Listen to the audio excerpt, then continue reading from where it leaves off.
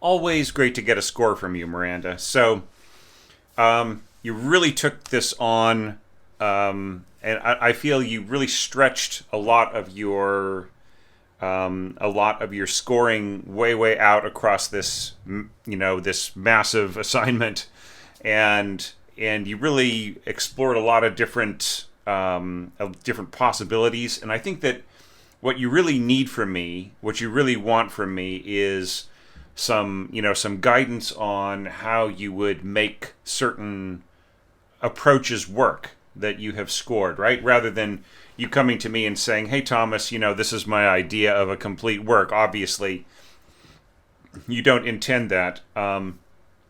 More, I think you intend for me to work with you on how to make these things all balance out, and how to maybe refine it and everything else.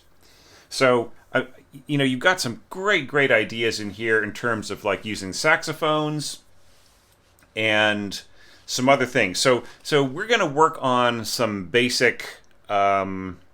more basic orchestration approaches, and I think that this is going to be a really great video for people who may have felt that some of my advice has sort of on some of the other scores is a bit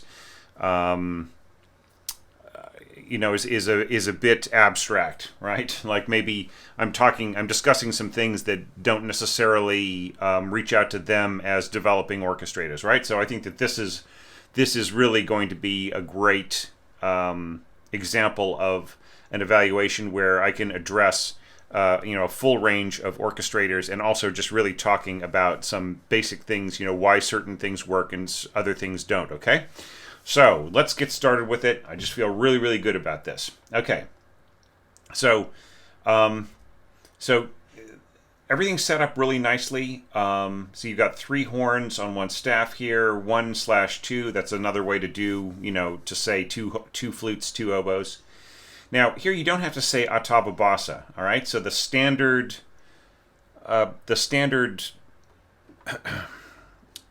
transposition for tenor saxophone is really the same as that of the bass clarinet, right? So it's just really understood that, so you don't have to write ottava bassa, all right? Just leave it alone, leave that out, just write tenor sax, everybody will know. See, by adding this, you're actually confusing the issue. I looked at it and I thought, what is this trying to say? And so I played through what you intended in your manuscript, and saw that it was a standard transposition and everything else. And so so this just confused me. So leave it out. Ottava bassa, just write tenor sax, okay?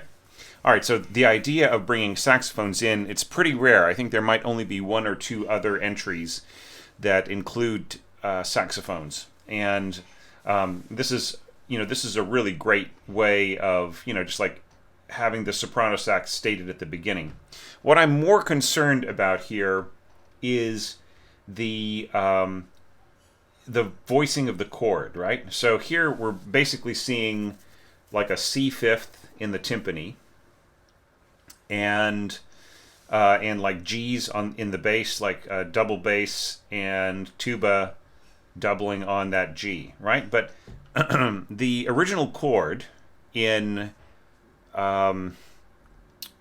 B major was F sharp B E, right? So F sharp in the bottom, B in the middle, E on top, right? And then if we transpose that to C major, that would be G C F, right? So we're missing the F that goes right underneath the melody, right? So we're missing that element. Now, also, you were choosing to have that the note right in there that which was originally going from B to A sharp, now is going from C to B when you're transposed to C major. Okay, you're putting that in timpani, and the problem is that timpani tends to, when you do timpani strokes together, they don't operate the same way as harmonic intervals in other instruments.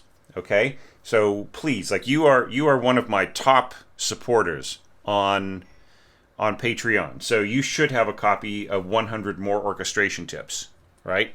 So go check out the tip that I have on timpani intervals, right? So it's just really like the upper timpani, the upper kettle drum absorbs the pitch of the lower kettle drum, right? So you're trying to do this with just, having this really soft, subtle thing, but the problem is that it really doesn't make a lot of sense. And actually, if you listen to it in the mock-up, it doesn't make a lot of sense there either, right? So how you imagine this to be is not working out as you intend, right? And I mean, it's okay to have G as the bottom note of the harmony, right? And then C should be the middle note of the harmony, and then the top note of the harmony should be F, right? So we're not hearing that F. So the opening just needs a lot of work. It doesn't really seem to convey the intentions of Lili all that clearly, okay? And then, of course, like you're coming in here, like you're supplying the F here with tenor sax, but it's a little bit out of joint with the pitches in the timpani, right? So it's a voicing of the chord that's very, very low compared to the opening melody. So you're really putting yourself as a disadvantage. Then you've got octaves with clarinets below, saxophone above. Okay, so that's all good. And I have no problem with it at all, except for two things. As you progress, you get to this point, and then the clarinet just stops, right? So that lower voice, the just sudden cutting off of the lower voice doubling in octaves is going to be heard. It's just the sudden drop off, right? You can hear it in the mock-up. Now here, we have a completely different problem, though. The flutes ought to come in, and they're doubling the soprano saxophone. And the problem is that by the time you get to here, the soprano saxophone is so bright and so penetrating in its projection that it will tend to overwhelm the flute right in there. So like you just sort of hear this soprano sax line kind of crying out as it gets above, actually even just gets above C, really. It just starts to become more and more kind of penetrating and pungent. So my recommendation here would be to have some strategy, like, I mean, it would almost be better if, like, tenor saxophone played it an octave lower, and then the soprano saxophone took over and then ended up not taking it as high. Do you know what I mean? That might be a good way of working it in. Or having the, what you could do is you could trade off to oboes and flutes right in here, and then have the oboes back out as well as the soprano saxophone, so that it just became a more flute-like sound. But I think that combining right in here will just end up with an extremely bright, extremely penetrating sound just for a couple of notes, and then it will sort of kind of phase out right at the end, right?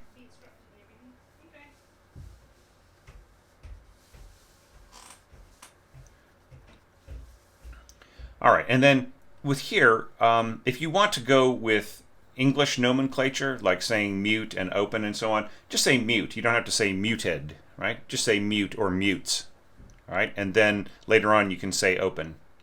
I think that would be a better way of going about it than rather than muted. All right, so right here the orchestration is, the lower strings are accompanying, and we've got some brass above that, right? So you have strings below, brass in the middle, and along with some bassoon, like helping out, sort of crossing in between those registers, and tenor sax reaching upwards. And really the whole consequence, the whole approach you end up with is like it's a little out of balance. Like it's almost better to have brass and lower winds below and then strings on top if you're going to have something like that, or to have strings helping out with the bass, with the winds and the brass, and then having a mixed texture of higher strings taking over above. Like if you had added more strings here, then it would have balanced out a little bit. But as it is now, it's a little bit out of a little bit out of kilter, right? Okay, so let's move on to the development of the melody. So this is really nice. I want you to think about having shorter slurs so that the string players who are bowing will just take shorter groups of notes, and they can bow up and down, right? So they could go up, down, right? And so you would break the slur right in here. You have a slur here and a slur there, right? So that would be a better way. And then bum or bum bum. So they just put a slur on this and then no slur on this.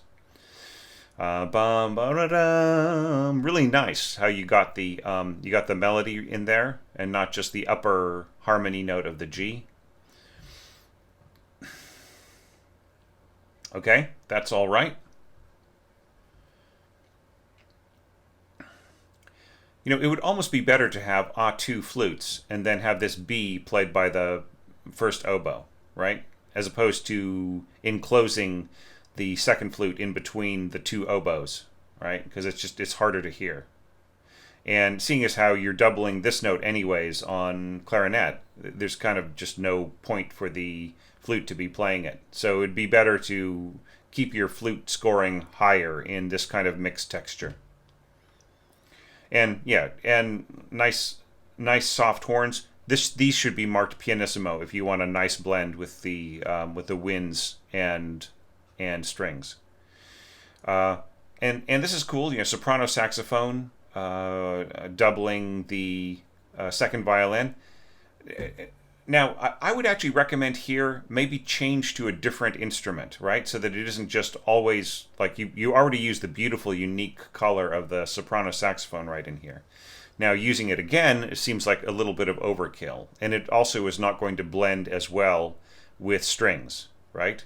And if you do want it to blend beautifully into these strings, then just like brass, the saxophone has to be backed off of the texture a bit, right? So I would say like pianissimo, right? Just like have it be really soft, and then it will tend to blend more. You'll get a more blended texture. Otherwise, it is really more like a solo instrument playing out in front of those strings. Now, here you have got this. This is what's called mezzo staccato, when you have a slur over the over staccato, right? So in piano playing, that means to have a sort of a light touch staccato, but not too bouncy. In string playing and in wind playing, you really should have a single slur over the mezzo staccato group of notes, right? Because these are all sort of played with the same direction of bow, like So like here, by having a big long slur, you're asking the player to accent in the middle of their bow rather than in the down bow, right? So they're going right? And there's actually two accents here. I don't think you need a second accent, right? And I don't think you need everybody to accent. Yeah, so I really like the little bits of glockenspiel right in here. That's really cool. And I like the echo, the dynamic echo. That works really fine. Okay, and now we've got ba-da-da-dum-dum. Now, do you really want to do this all in one breath for all of your instruments? That's what you're asking here by putting a big slur over all of them, right? You know, could you do it like da da da, or go da da da da, right? So when I go da, I'm actually imitating the wind instrument tonguing on that note, right? So do you want that to be articulated, or do you want it to just be all in one breath? Because it's a little difficult crossing registers and finding new. I mean, it's just easier if there are less slurs. Like if there's less of a big long slur. Although it's not really incredibly hard. It's just not the best practice. Do you know what I mean?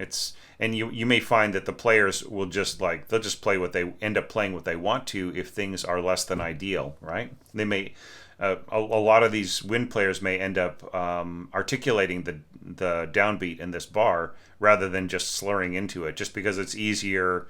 Like if one of the bassoonists needs to, just goes to a completely different fingering from the note that they had before in order to get the low note, right? So, in order to get the intonation better than slurring into it. So it's just better, like to try to, Ravel has like really, really long slurs, and I would say even right in here, just like this is really a long group to be slurring, and you're covering so many different registers and you're crescendoing and you're doing all these other things and you're doing it all in one slur, right? So don't just drop piano slurs from piano music into orchestral music, because it doesn't work, okay, or it doesn't work as well. Now, the big problem though with this is not really the scoring. The scoring is actually pretty nice. I think that you can probably just leave the flutes out right in here and just have that be oboe, because the flutes really are not contributing very much to this. They're so soft in their lower register that they're almost useless really in this thick wind scoring. But the big problem here is that you are pacing everything with this bass drum. It's just going pound, pound, pound, pound, pound, and then you even have another one for the resolution, pound. So I feel like it just really feels like somebody is getting like hit on the head in the background, and rather than it really like providing a pulse, right? I feel that it's too strong. So, if you feel the need for that kind of pulse, I would say bring this down to pianissimo or piano. Just really have it in the background, kind of that beating. If there's some picturesque intention for that, if there's some pictorial reason for this thump, thump, thump, thump. So just keep it softer, okay? Because when it's so loud, it just tends to take over the musical idea. All right. Now we have our little da-dum from A, right? With the rolled timpani. I think it's a little much to go to roll and then hit the accent at the end, right? So, I don't think you need an accent at the end of the tuba part either, right? Bom, da, dum. Yeah. That's giving you, this is all right. It's giving you like a colored note here on this G that's sort of kind of out of range for like an amateur, is what they're kind of saying, or a student player, or it's not out of range, but sort of a difficult range. I like this, actually. You know what? It might be kind of nice to put some hairpins in this, da, da, so it's more expressive. And then, this is nice. Soft, da, da, da, da, da, da, dum, bum. And this is cool. The wind's coming in. Bum, bum, bum, bum, bum. Now, of course, when you get down to these lower notes in the flutes, you're sort of doubling a lot of pitches in your flutes and oboes right in here. And I would say just keep the flutes up as you get to the end of the passage, right? Maybe this could be A2 above, right? And just like leave out the lower pitches. And then just going to bum, bum, bum, bum. That's really nice. And then here, you really want your harp to have this beautiful solo in here, okay? So, it is possible. But what you've got to do is give us some destination dynamics here. So, in other words, a destination dynamic is a dynamic that is at the end of the hairpin, right? So it really has got to come down in dynamic level all the way to pianissimo in order for this harp to be heard, right? And I would say start with mezzo forte crescendo, right? So that the, pluck, pluck, pluck, pluck, pluck, pluck, pluck, pluck, pluck. And, you might actually get a stronger sound out of the harp if you do this in octaves, right? And just put one big slur over the whole thing, right? And then this will work out really nicely, right? So, but start mezzo forte. This is fine. The dynamics here are fine. Pianissimo, crescendo. I would say crescendo to mezzo piano here, okay, at the most. And then you've got your little resolution at the end. This is really lovely right in here just before B. Okay, and then from B, boom, da, dum. So let's just kind of remember that. And once again, just say mutes, right? Or mute. Or, you know, you could even have this stopped in your horns. Yeah, and and here with a timpani, maybe, yeah,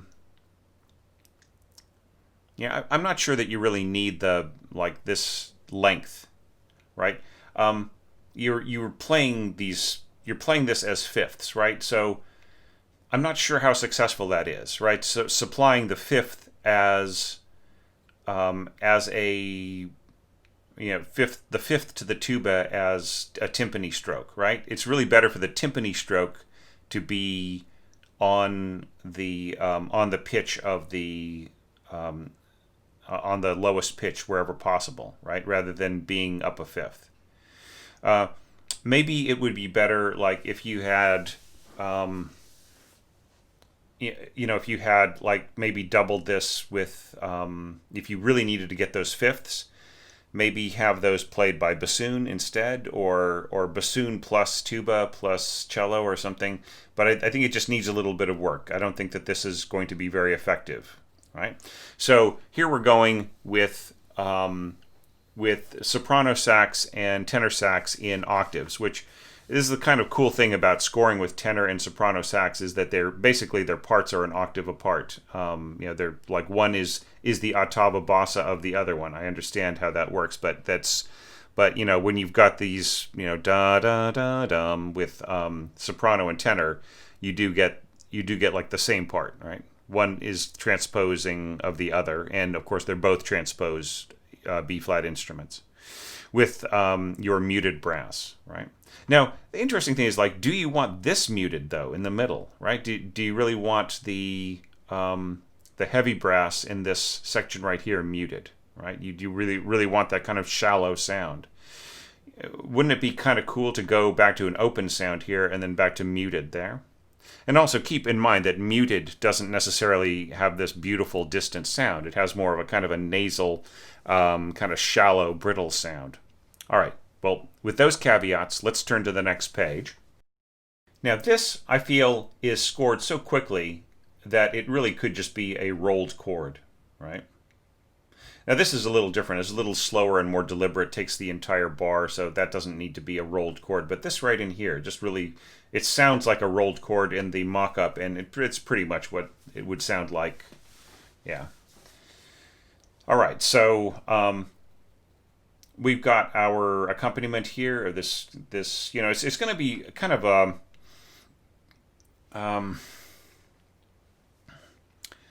I don't want to say crude, but I want to say kind of like, it's going to have a sort of a basic sound, you know, just like those brass and the dam with the saxophones. So it does not have that kind of sense of relaxation and refinement that is in the piano part, right? Now here, I think you intended this to be on the downbeat, right?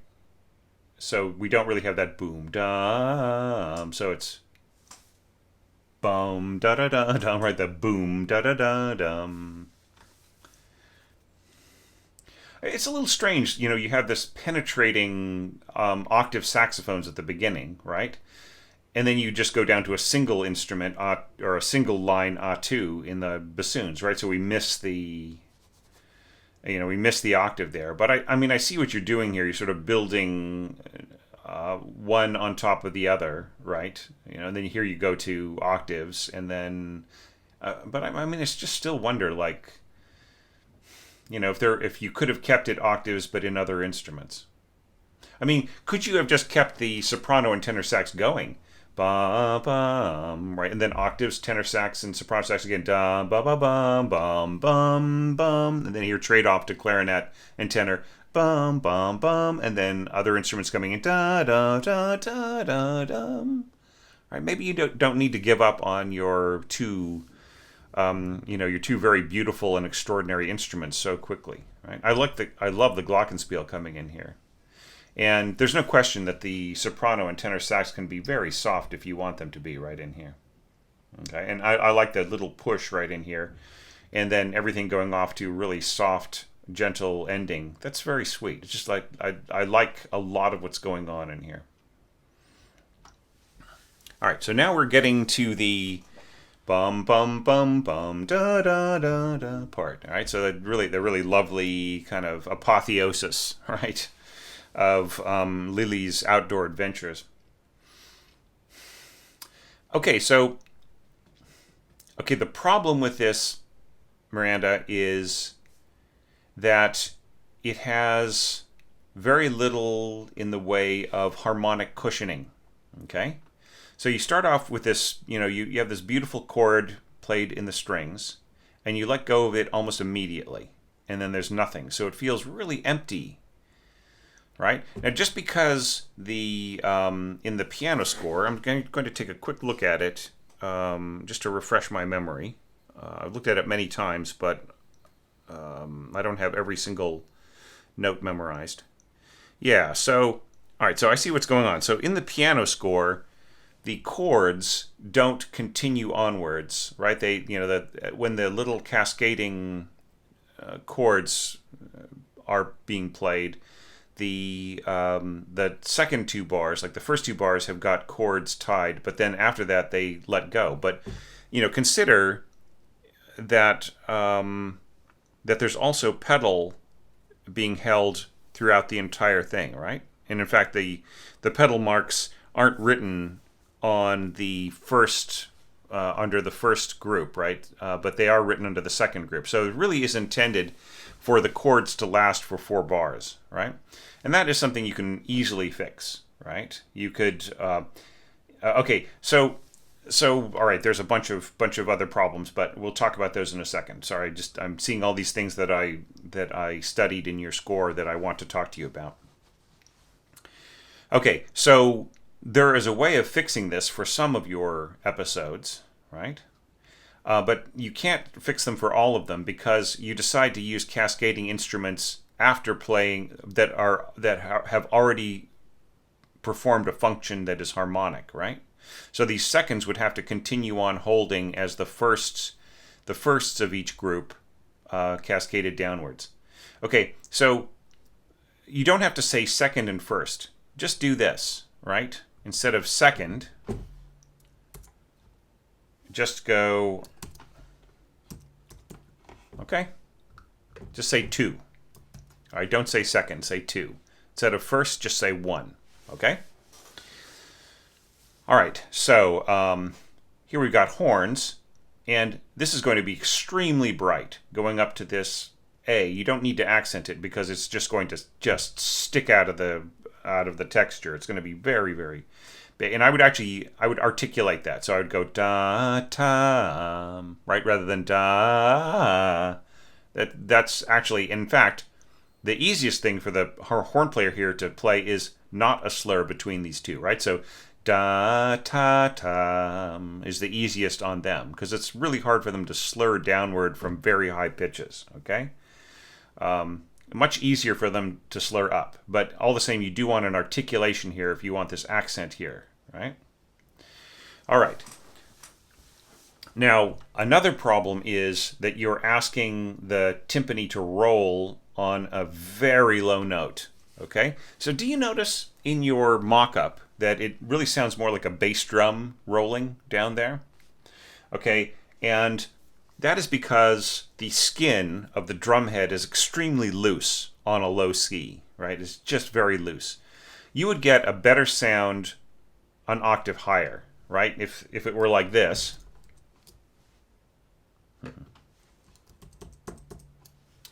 Okay, this gives you the illusion that it's happening lower, right? Because there are so many beautiful overtones and there's so much resonance in the timpani that it feels lower than it is, right? You don't actually have to go down to that actual low sound, right? It's better if this is an octave higher than your tuba and your double bass, right? And some of this might actually work better with like, see, like here you're trading off. You're going tuba and then you're going bassoon and so on. So, I mean, you do spread it around a little bit, and I think that's great. All right, so you have your nice cushiony chord right here. And actually, the bass note lasts for the whole 4 bars, too, in the original piano, right? Because of the pedal being held down. So all of that could continue on, right? And here, like, you're really asking your trombone to go pretty high and just kind of start from nothing. Now, a good concert trombonist could do that, but there's the issue of readability. Oops, I got the wrong one there. All right, so let's just chuck in a bass clef there, and then put in a tenor clef right here. Right, so that is way easier to read, not just for the trombone player, but for me also. Right, so yeah, but also you're asking your trumpet player to play softly on a high B, right, and that's really difficult. I mean, there will be a tendency for both of these instruments to really kind of cry out, right? It's the same problem that we had with the soprano saxophone being asked to go way above C above the staff, right? It just has this really bright, not really screaming, but just a very, very protruding tone, right? And the same thing here, right? So yeah, so this is not going to be soft at the beginning. It'll end up being softer at the end, but maybe there's another choice of instruments you could use here instead of brass. I know you want to rotate groups, but anyways, think about it, right? And then now going on, you've got your bass drum stroke here, and very, very low rolls, which is just going to sound like it's going to sound more like paper flapping than it is going to sound like a real tuned roll. It's going to sound more like a bass drum rolling or like rustling than it is going to sound like an actual pitch, right? Which is the beauty of the timpani roll, is that you feel the tension there in the actual pitch that is being used. Okay, and then same comments here, da, ta, not da, right? And we got this nice little thing happening here. It's actually, if you're up on your reading, this is actually unison, first bassoon and tenor saxophone, which is cool in a concert sense. Yeah. And then, like I was mentioning before, we have seconds.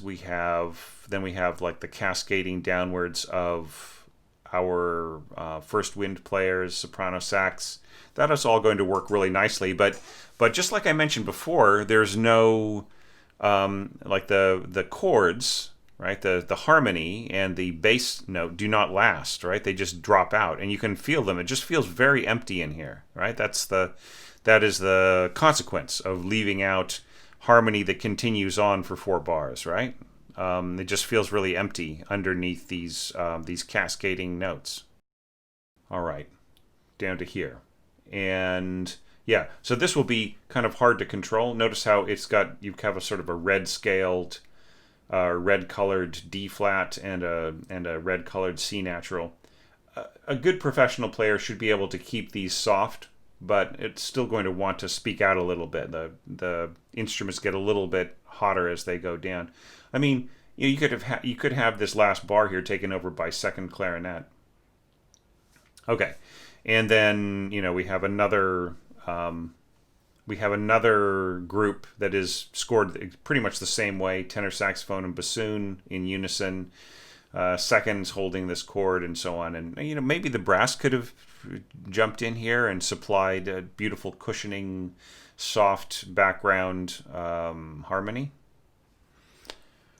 Okay, and then here it's very, very barren. It's just glockenspiel, and here I think like it's not really feasible to have mezzo forte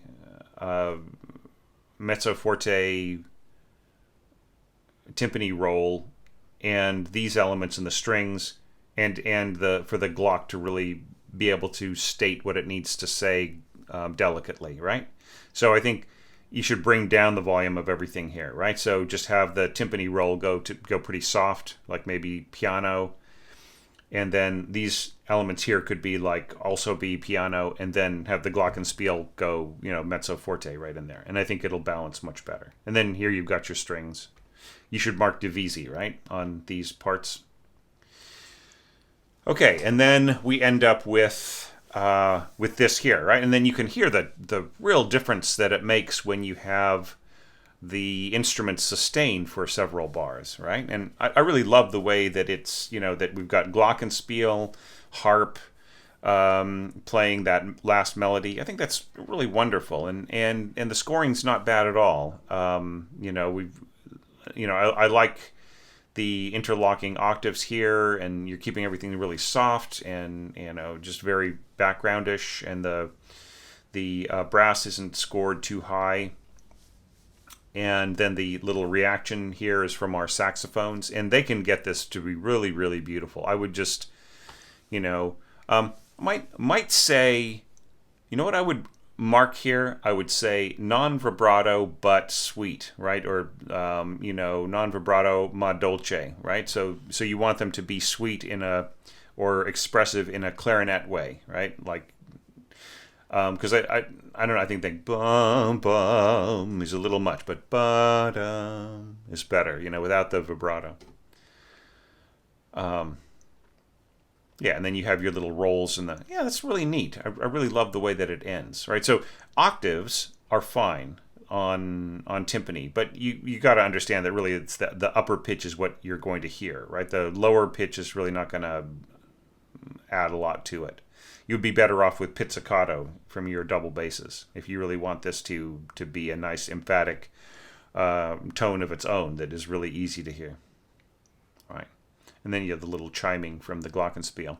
So there's a lot of really cool elements to this, Miranda, and I'm just really so glad to get another score from you and to help you along with your orchestration and everything else. And this is really the kind of score that, if I were an orchestration teacher and you were my student and we were, having lessons every week or every month or something like that, it would be something that it would be great to work out and to slowly build it towards a stronger and stronger and stronger score, and to see more and more of your craft applied to it. That would just be enormous fun, except that I don't do that anymore. I kind of don't have the time to teach one-on-one lessons as much as I used to. I just do coaching now, but I think that you would be a really great student for an orchestration teacher to work with. So there's going to be announcements soon about orchestration teaching in the group. So not by me, but by several teachers. And there's going to be some resources, some access to it. So that might be something you might want to follow up. But anyhow, I just want to say thank you so much, Miranda, for your support of the Orchestration Online channel and for, just being a part of the Orchestration Online community. And I really do appreciate it. I mean, you are not just helping yourself with these challenges and everything else out, but you're helping thousands of orchestrators out there get access to resources and make themselves better.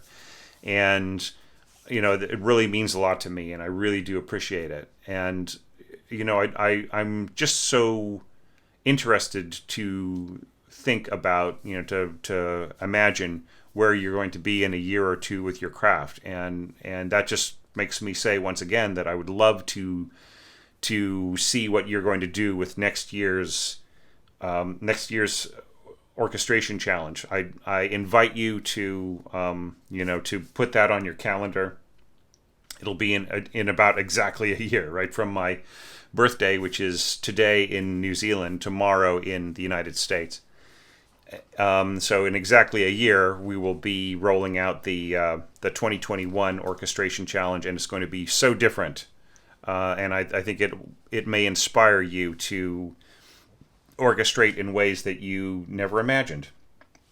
So with that, I will take a little break. I'm going to bake some cookies. My son's got a friend over, and I'm just going to take it easy, and then I'll come back and do another evaluation today, and maybe even another one after that. So just has been so much fun today, and it's been great getting back to this. And thank you everybody for watching, and I would really appreciate it if anybody's got further feedback for Miranda, some constructive things that they might want to help her out with in her orchestration, please do comment below, because those comments, that feedback, that connection in the community is so valuable.